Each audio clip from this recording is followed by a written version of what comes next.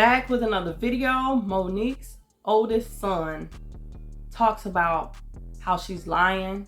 They don't have a relationship. Her and her husband responds. Let's get into it.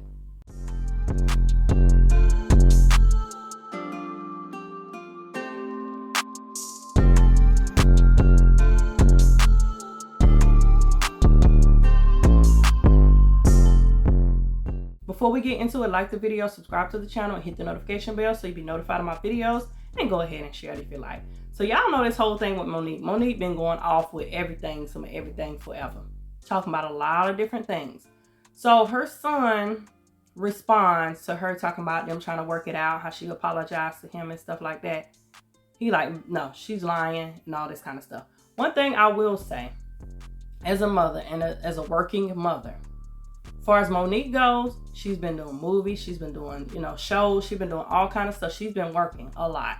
So I feel like at times kids don't get what they want because the parent is working all the time. So they feel like, oh, you're not around, you're not doing this. But if you're around and you don't make that money, then it's, I don't really have anything. My mom never bought me anything. We was always broke, this and that and other. It's always one thing over the other. Now, I can't say too much because I don't know the whole story. I wasn't in their household. I'm just giving my opinion on some things that I feel like kids go through.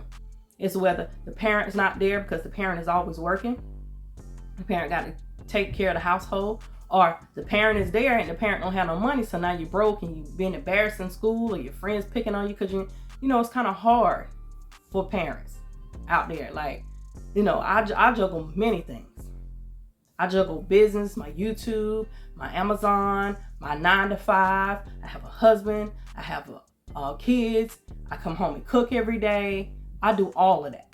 Clean the house, clean the kitchen. I do all of that. So it's hard at times. And I still spend time with my kids, but it's not as much time as they want sometimes because you can't spend it with them all the time. Because you have to work. You have to get stuff done. Like, them bills ain't gonna pay itself. So sometimes with that, it's kind of hard for a kid and how they feel about certain things. But I'm gonna let y'all go ahead and hear what he got to say because, sometimes they just need a vent. And with this day and age, everything is social media. Everything, I got to put everything out there so he feel like my mom put this stuff out here. Hey, it's my time. I'm going to say what I got to say too. She put it out there in the opening. I'm going to put it out there too. So, here's what he has to say. Hi, I am Shalon. I am a stand-up comedian, Monique's oldest son. I guess I felt the need to make this video to just provide some context into this false narrative about her praying to the universe in order to reconcile our relationship or whatever the hell it is. I wrote it all down so that way I don't go all over the place and get emotional or anything like that. So I'm gonna talk like I'm reading a script, but it's just gonna help me kind of stay together. But to address the Club Shay Shay interview that she did where she states that she prays to the universe in regards to reconciling our relationship, as I stated, is odd. My mother and I both know that that is a very false narrative, and I would like to free her of having to continue telling that lie. Faith without work is dead, and neither one of us cares to put forth any effort to reconcile with the other. We are separate, as she put it, because she doesn't care to be my mother any more than I care to be her son. Neither one of us has had the desire to reach out to the other in a very long time, and I don't think that either of us anticipates that feeling ever returning. Speaking with my mother directly, in my experience, will either lead to some odd newfound moment of clarity in regards to how she was as my mother, or she retreats back to daddy to move forward with a conversation. And I'm tired of hearing my mother's truths. Newsflash, I'm not sure if people know, but standing in your truth doesn't make you noble. I'm not sure if people are aware of that. But responding this way, I feel as though it allows me to say my piece uninterrupted. To those wondering, well, why say something now? Call it a form of therapy for me, I suppose. But when her daddy had intentionally stated that they have 3 sons, but his wife is on the internet talking about the 4th son in a video that has millions of views, that rubbed me the wrong way. But anyway, to inform a child that you are not interested in being a mother at a time when that kid is the only kid that has the potential to lead a child to believe that you are not interested in them specifically. But to take it a step further, you also admit, my mother had also admitted to me that she didn't do the best job that she could do, which would also make one begin to question, all of your past decisions and prior emotional interactions. But to be completely honest and fair, those were things that I was willing to get over. Nobody's perfect, we're all human. But my mother showed a clear lack of humility, compassion, and consideration when taking any level of accountability for those things. My mother does a fantastic job of acknowledging a lot of things, but she doesn't take accountability very well, and anything that she may take true accountability for, it's only at her convenience, in my experience. But if I had to guess, though, her interest in being a mother probably started around the time that she married her daddy and had his children. But that interest, obviously seemed one-sided, and as it should have been. By that time, I'm in my late teens, so to some degree, the the neglect becomes easier to hide or validate, I guess you could say. There are now 2 baby boys in the house, that require attention. But still, during that time, however, I still watched her enjoy the love and admiration of total strangers more than my own. To this very day, my mother has never expressed to me when, if ever, she became interested in me as her son. That did lead me down a path of questioning my self-worth and struggling to understand the value of a mother in a child's life. In the interview, she also states that she gave me an apology, but an apology to a son from a mother that consciously showed no interest in him holds no weight. There are still women to this day that my mother will give credit to for being more of a mother to me than she ever could. Her assistant, my cousin, being one of them. Every time, though, that my mother would state that she was right here whenever I was ready, that ideology still blows my mind today, that a person could openly admit to being an uninterested, not put my best foot forward type of parent and be so self-centered that they still express to the kid, you have to come to me when you're ready. You got to come to me for us to make this right. Okay. But I'm not sure what my mother could possibly think that she has shown me in the past or have for me now that's not money, goodness gracious, that would make me want to come to her or whatever those feelings are supposed to be. A mother is supposed to be the first woman that a boy falls in love with. I loved my mother very much, but my mother loved things more than she loved me, and she would validate her love for me by giving me things and would proceed to call me ungrateful or inconsiderate if said things did not have the desired effect. I couldn't imagine what it's like to be her, though, to ask God for what you want, and then he gives you what you need, though, only for you to ignore it and have the audacity to ask God for something else. And I'm glad I don't, I'm glad I didn't do that. And when he told you no, you went to the universe instead. By no means, though, do I want to give off any type of an impression that I am a victim of anything. It's not the case. As you can see, I'm smiling from ear to ear. I'm alive. I'm happy. I'm a dad. I'm healthy, I think. I drink a lot of water. I'm getting over a cold now. I still have my days just like everybody else.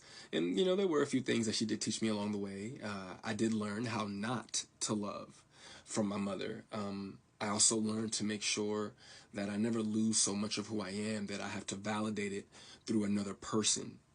And though I feel as though, in hindsight, I think she did it reluctantly, I do appreciate my mother, for showing me what the top of the mountain looks like. You know what I'm saying? It did give me perspective on what hard work and dedication can get you, but I don't want something like that at the cost of giving up something that I created. I don't want it that bad. And speaking of creations, I genuinely, truly, I really did want my mother to have a relationship with my daughter. I even fought through those intrusive thoughts that were, if she wasn't interested in you, what makes you think she's going to be interested in your kid? But it took my mother no time at all to prove that those intrusive thoughts were correct. But what I can say, good for her, the universe did, bless her with 3 other sons. Bless her with 3 other sons. And God willing, I'm sure that all 3 of them are adults now. So I'm sure that one of them, God willing, if not all 3 of them, will make her the grandmother that she wants to be. I still look forward, to that moment for her. But overall, when it comes to the boys, though, I am happy that whenever they do hear me talk, sorry, my phone did something weird, but whenever they hear me talk, they don't know what it is. They can't relate to what it is that I'm saying. My experience with my mother is not their experience with our mother. So my prayer for her and them is that they continue to see her the way that they see her now. I do also want to make sure that I say thank you to my mother for giving me life. Without that moment in time, I wouldn't have had my little one. But outside of that moment, there isn't anything that either of us has to offer the other. In my opinion, it's a waste of God's time and the universe's time for praying for something that you were not willing to put forth any effort to obtain. Putting the work into becoming Monique is more important to my mother than being my mother. And I do not believe that it was never about her being there and waiting for me, but it was supposed to be about me being there and waiting for her. My mother's value had reached such a low point in my life that I no longer found it necessary to either want to wait for her or even go to her. But like I said, man, I'm super grateful that she has the opportunity to do it all over again. I'm happy for her. I hope the Cat Williams tour goes well, but the narrative that she prays for us to reconcile is a false narrative. It's not real, and I'd appreciate it if she stopped saying stuff like that.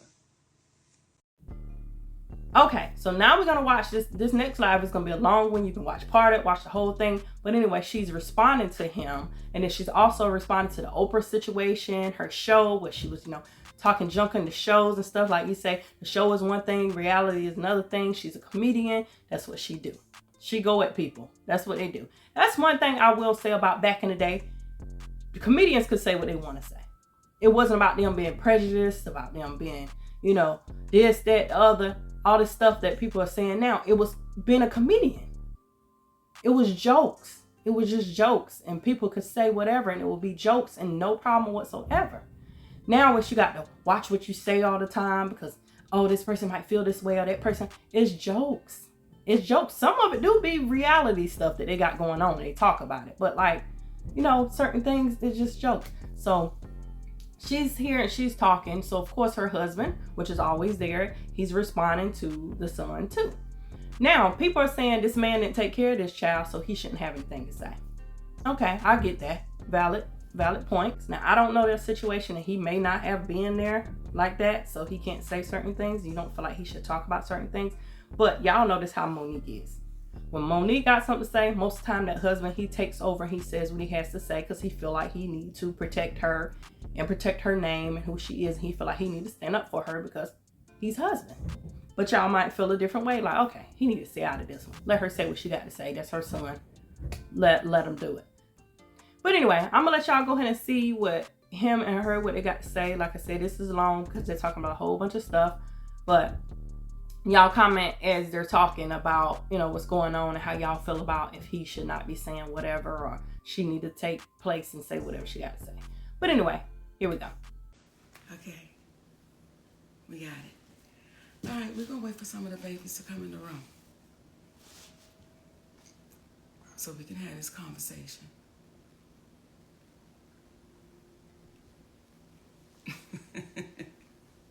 You would do that right now? Hey, babies. Hey, hey. We're just waiting for y'all to come on in the room so we can have this conversation with our community. What is that? Oh, we good. Let's rock and roll, baby. Let's rock and roll. The title of our conversation, or the theme of it, is called The Long Way Around, because ain't no shortcuts. Pickles, stop playing with that paper, please. The reason we're having it is a multitude of reasons, but we're going to start off with, there was a Instagram that was put up, or I guess It was TikTok, baby. TikTok that was put up by My son, my oldest son, Shalon. And this is what I want to say to this. There are some people that are saying, oh, you should be ashamed of your mothering skills. You should be ashamed of yourself. This is what I'll say. Let's let it play out. Because the same ones that said to me, I was crazy, I was deranged, we watched it play out. So just like with my son, we'll watch this play out. And I do want to address this though, Shalon. When you say her daddy, then that's when mommy gonna say stop playing, because you know this has been Uncle Sid your whole life. Uncle Sid knew you before you knew you. So for you to say her 3 sons, yes, you're absolutely right. He has 3 sons. He can't claim you as his son because he's always been Uncle Sid, and he knows your daddy very well. and love that brother. And the irony of all of this is not what is said, but what's left off. Yes. See, you're leaving off the fact that the last time we laid eyes on you, your mother got you everything you needed for the newborn baby about 3 years ago. You're forgetting about how I, from Georgia, am talking you through getting your car after we gave you the half of the down payment for it, and you were 31 years of age, 32 years of age at that point, and I'm negotiating the deal with the dealer for you as you sit there, and you have the vehicle you're driving right now because of your mother. These are the things that you're leaving out when you're expressing what you're expressing in reference to your mother. You're not expressing the relationship that you have with your father, where you spoke ill to him, not to mention spoke ill to your mother, but somehow your mother and father and I all have a loving relationship and communicate back and forth because of the love that we have for you. The one thing these individuals, and to the individuals out here that oftentimes speak after they've heard one side of the story, there's an old saying, believe half of what you see and none of what it is that you hear. Please don't take our word for it, but what we will convey is this. Those who are parents and have raised their parents up to being adults. The children. Raise their children up to be an adult. Right on. Those who are parents that raise their children into adulthood know that there comes a time and a place in which they determine their own decisions, their own path. You can have multiple children that are raised in one house, but they act and they take on different things. The reason why it was so important for us to entertain these conversations that we typically have privately, or that we're influenced to have privately amongst the people in our community, is because we need to stop being embarrassed about being human beings and about being black human beings. You will oftentimes hear us saying we are embarrassing ourselves in front of them. Who is them? Who are they? Because when you hear someone articulate these things, that is the slave's mentality. It makes us believe that we as black people need to conduct ourselves with dignity because white people are watching. You should conduct yourself with dignity because the spirit of you is watching. Come on. But we need to have these conversations out loud and taboo because we have a finite period of time together here on this earth. You will travel through infinity with the spirit that you have all alone, and you will not remember the ridicule that you receive, but you will be judging yourself. You will be determining for the rest of your life which way that you go as you have thus far. So this conversation is about speaking directly to what situations are. And many people oftentimes, when they are presented with an issue, they stay quiet, they hide, they disappear. And what we're saying is that's not who we are, because what you cannot do is you cannot trick an honest person. Come on. You can demean, you can say whatever you want to say about them negatively, but what will happen is truth has a way of standing the test of time. I forgot to have my phone to read the last text message that I gave to you, Shalon, where I told you about the understanding of how you are speaking to a woman and how you as a man and how you perceive things may be completely different from how your wife, how your mother, how your sister, how your daughter will look at things. And when you learn how to communicate a little bit better, then things will happen a little bit better.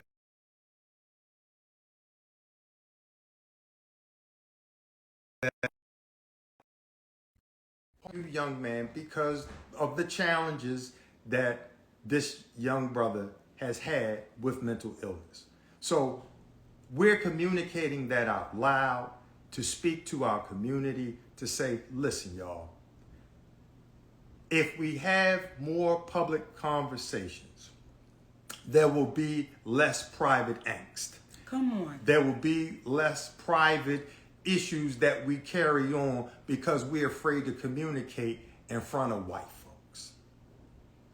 So when we get to a place where you want to be free, you will stop being scared to say what's real. You'll stop being fearful of having conversations that normally take place in private and nobody ever really knows the outcome. And from there, when you were saying earlier about how we're looking in front of white folks.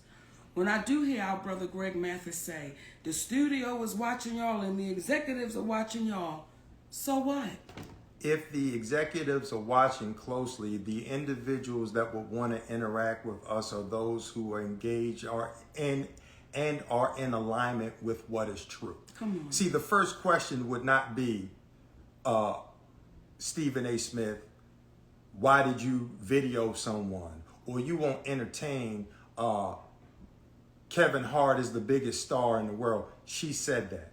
Not only did she say that, not only when she spoke about Oprah and Tyler, these are individuals that you failed to hear that she said she loves them. And when you love folks, you tell them what they need to know, not what they want to hear.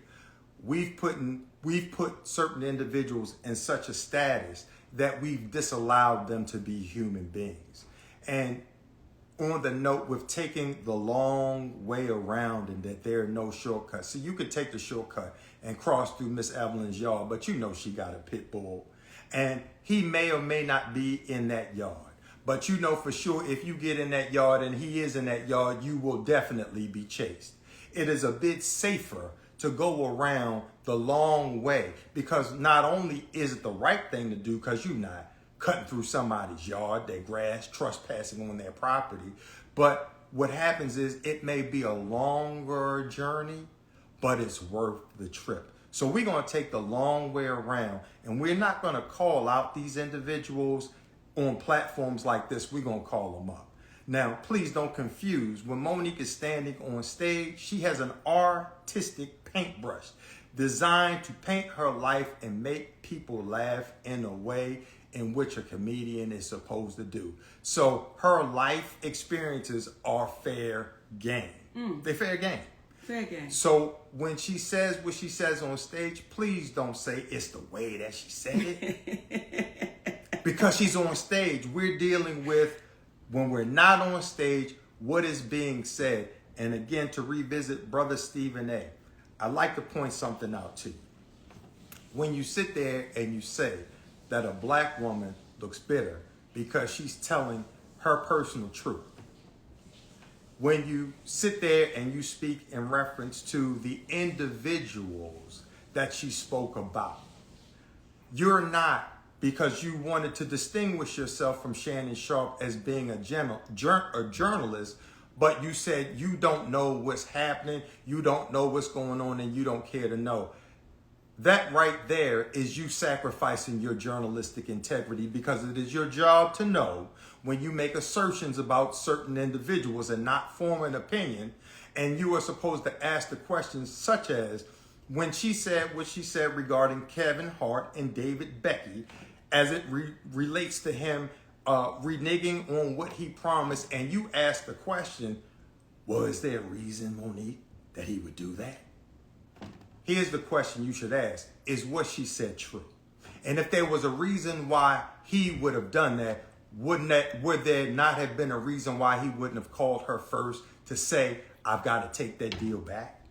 See, when we stay grounded in this thing called ethics, come on, when we stand grounded in this thing called right, it's going to carve through all of the nonsense that you were trying to communicate. And I can see, based upon watching you throughout the years, that you consider yourself an intellect. And please forgive me for speaking in this manner as it relates to Monique. As a black man, what happens is the black woman should sometimes not have to defend herself. Sometimes there's a level of defense that should be had on her behalf for we as black men, because Monique didn't step to you when you were calling Kyrie Irving out for being a man and making a decision as a man to not get a shot, and ridiculing him because his father raised a man. You should not have called out Kwame Brown in the way that you did, calling him a bust, because you have forgotten that that black man has a family, and any man that has had the length of time that he had to live the dream in the NBA is not a bust in my book. He's a hero. He's a hero. So when you call Jason Whitlock a fat bastard, but you're telling Monique, who referred to them as her brother and her sister, and she loves them, but you can call Jason Whitlock a fat bastard. My question to you, why are you allowed to speak your truth, but this black woman is not? Help me. Help me. I need the help. It is low-hanging fruit to attack a black man. That was Cat Williams and Monique that did the interview. Why is it that you singled Monique out? Why is it? She was polite. You're not asking, was she inaccurate when she spoke about Tiffany Haddish? Though there's nothing but love. There's nothing but love.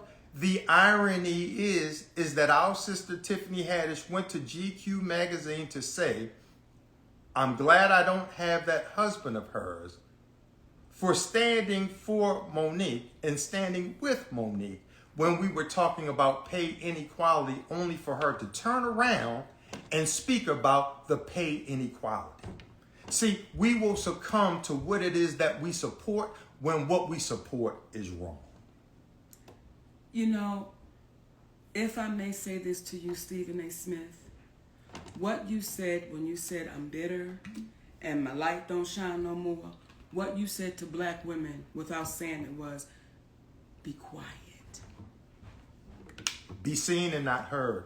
And if you have a black woman in your life, and I believe I saw you in a picture with your beautiful queen, are you encouraging her through your message by what you said to Monique, that you were in support of her voicing her concerns when being mistreated? Or are you encouraging her and other black women? I don't know if you have children, but if you have a daughter, because I've heard you speak with a great deal of reverence for your mother and for your sister. You should talk to them and ask them, have they been encouraged in this life to speak their truth or discouraged about speaking their truth?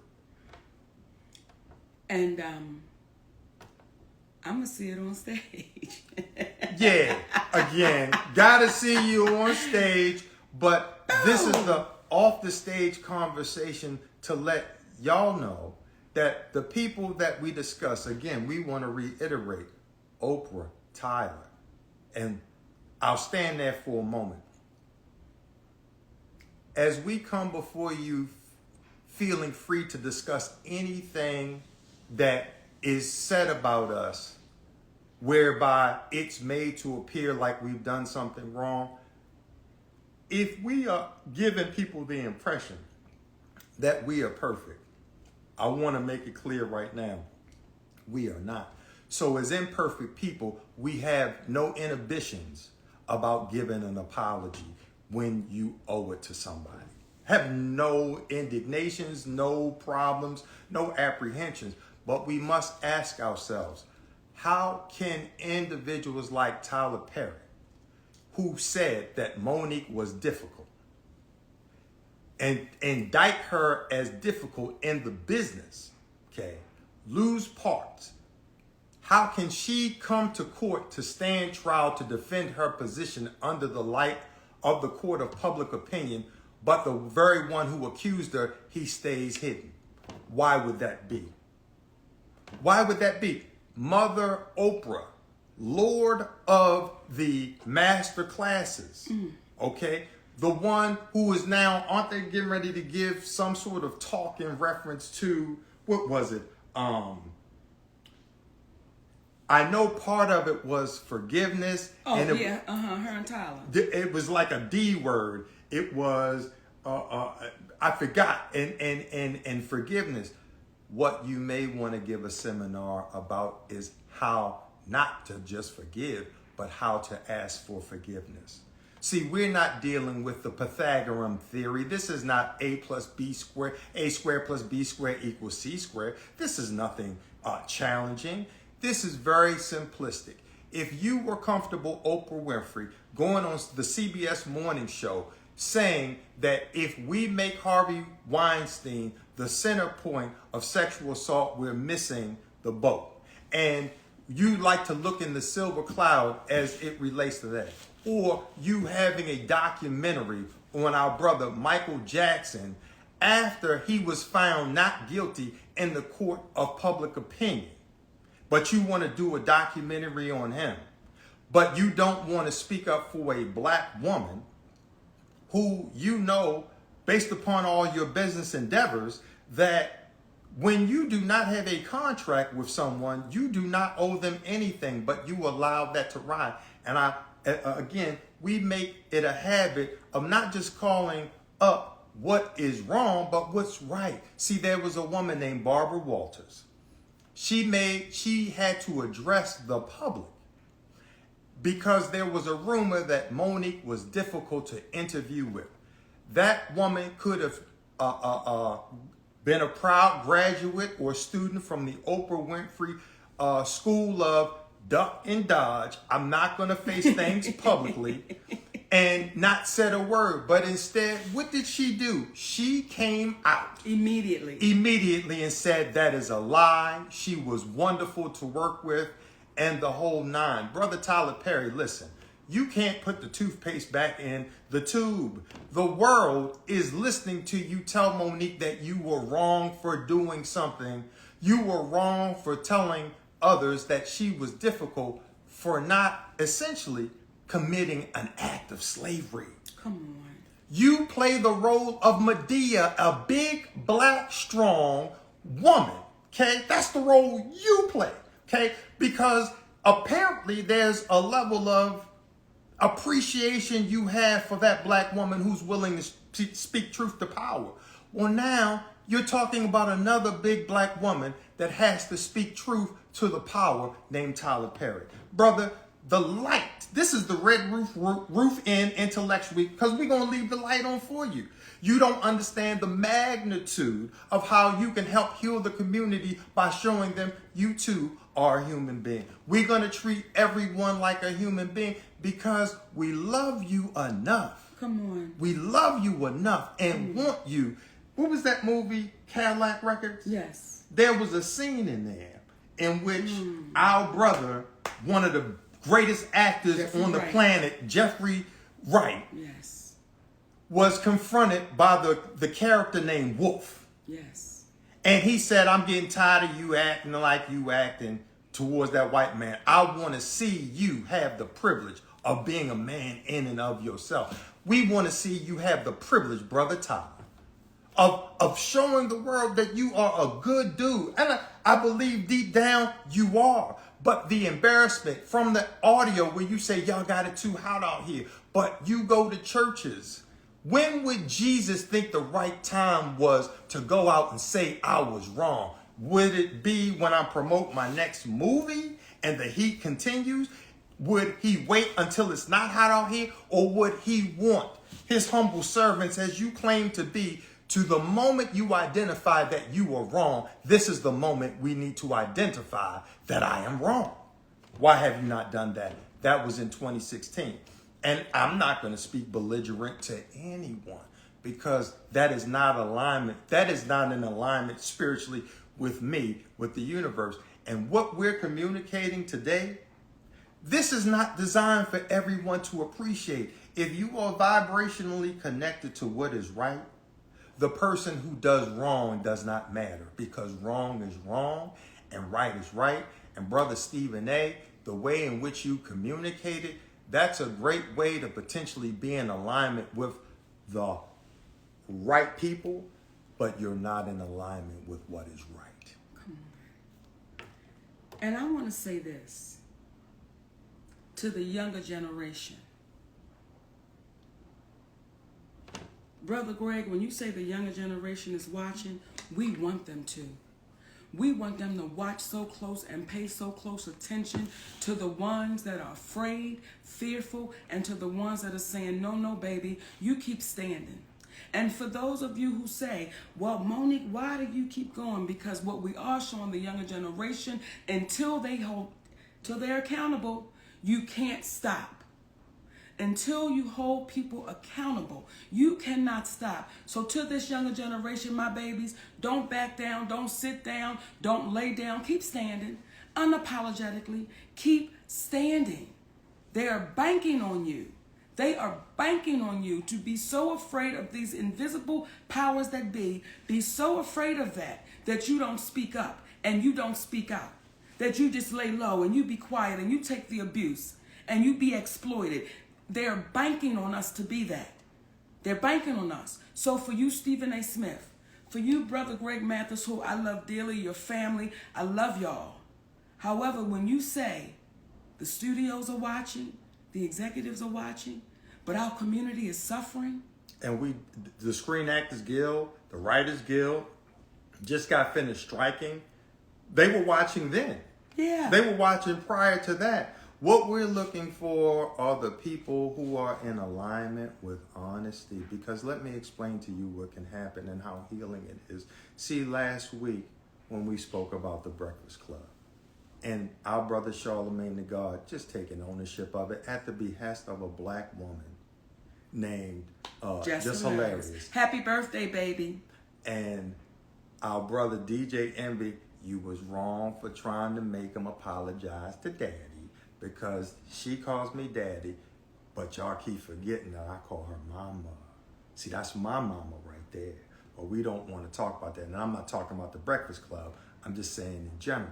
But those three individuals got together, and what was an issue for several years, it was resolved because we know how to forgive. There's a black man by the name of Lee Daniels. See, not only did this brother go so far as to apologize to us privately, he apologized publicly, but then this brother went and he spoke to our sons face to face and he apologized.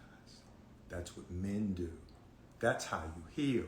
There is no shame in being wrong.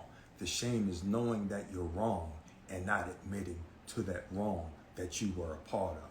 So when you see these individuals with the mansions, with the cars, and all of these things, in the words of our great ancestor, Bob Marley, some people are so poor, all they have is money.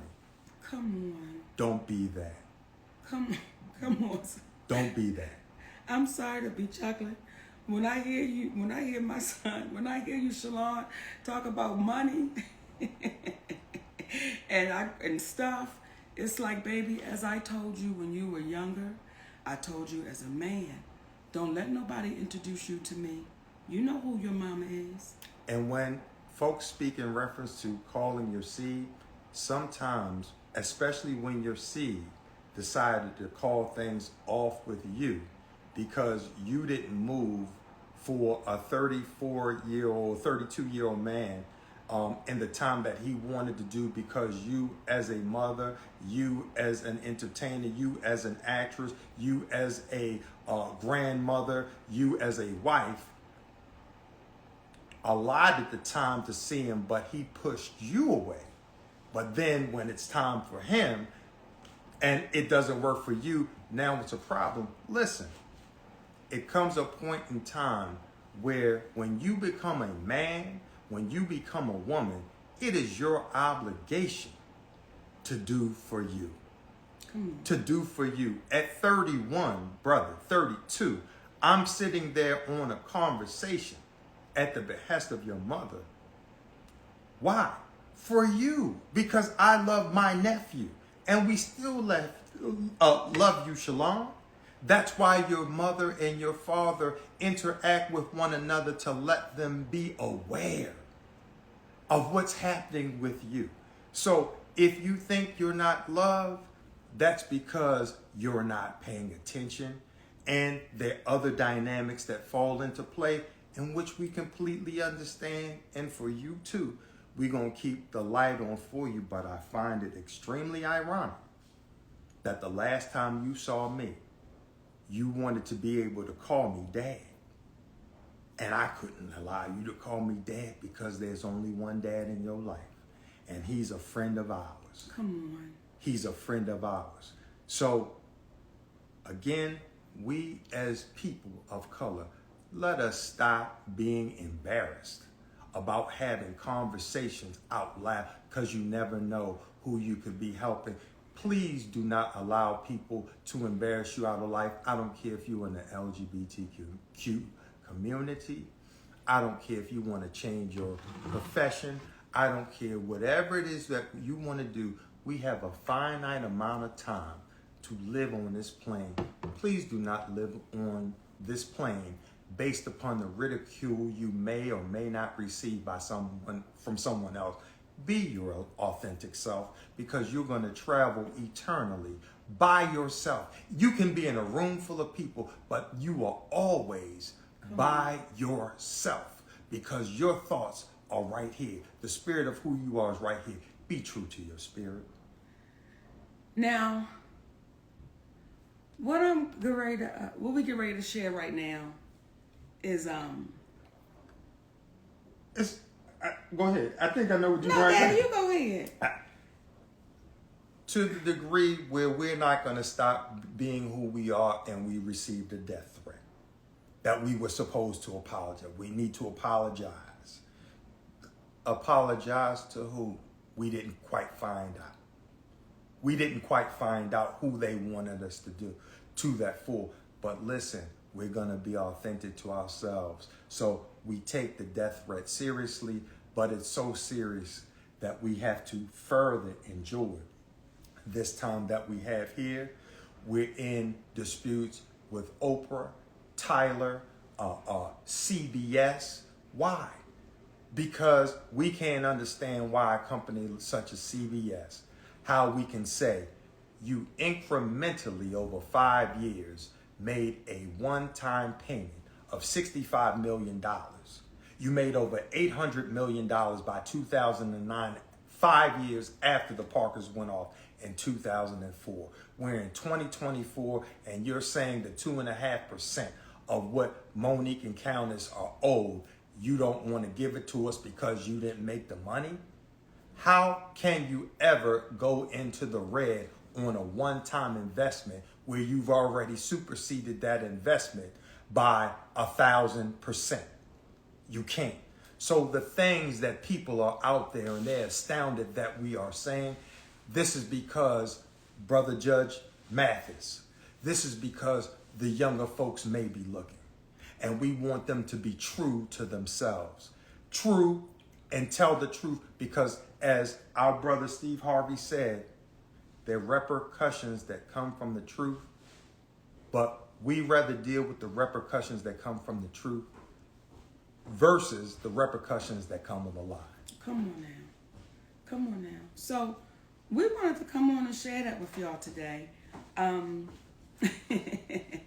I'm not laughing at that, but it makes me chuckle to say that someone, whoever it is, and y'all have been hearing what we've been saying, but someone or somebody's will send a death threat all because this little fat black girl and her husband telling the truth. Not because we stole nothing. Not because we hurt somebody. We didn't rob nobody. Just because they're telling the truth. So what we're saying to you young babies right now, keep telling the truth. Let nothing stop you from telling the truth. Not, I don't want to say, we say your truth, the truth. Tell the truth. So we're not getting this confused with, well, my truth was, no, tell the truth. Because the truth may not be favorable for you, but it's the truth. Don't ever be afraid of telling the truth. And I believe our ancestors are saying, babies, y'all, please keep standing, because we took the ass whoopings for y'all. We took these ass whoopings. We already been here. And if we keep talking in private, Greg, we'll keep getting exploited. Because didn't y'all talk in private? Didn't the ones before you talk in private? And what changed? What got better? What got different? Because the private conversations never seem to make it to the light of day. So the shit that happened in the private can continue to happen because they knew the fear was placed in there. You better not say nothing. Would you be so kind as to share your story with the good folks out there that you had with Brother Lee Daniels on your walk while y'all were filming in Pittsburgh? You know, I'm going to say this first, Daddy. Kick it. When Lee and I talk, and Lee will say, Mo, I don't want to revisit it. You know, we got through it and it's done. And I would say to Lee, you don't understand how beautiful what took place happened. I'm not saying it's never happened in history.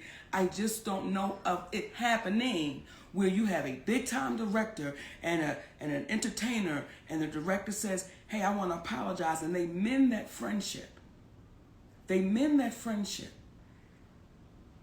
Lee Daniels and I were going for a walk when we were filming the movie The Deliverance in Pittsburgh.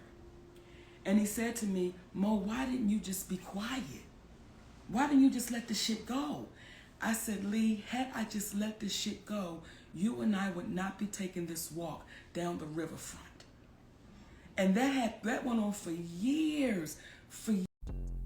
All right, y'all see, like, that was a long situation. They were talking, it was only like maybe 30 minutes or so. But yeah, I mean, I get it. Some husbands are like that. They feel like they need to speak for their wife or whatever. And you could tell she allowed him to do it. So, you know, it is what it is.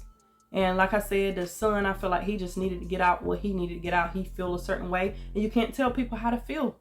You can't. That's one thing I will say. People are like, oh, well, why it's their feelings. It's their emotions. That's what they getting out of the situation. It's how they feel.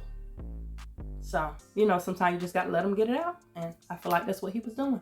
But anyway, y'all comment down below. Like the video. Subscribe to Banger Plate Gang. Subscribe to Trish World. Subscribe to Brown Sugar. Make sure you check me out on social media. Check out my shop. Shop with your girl. Thank you guys for watching. And as always, be blessed.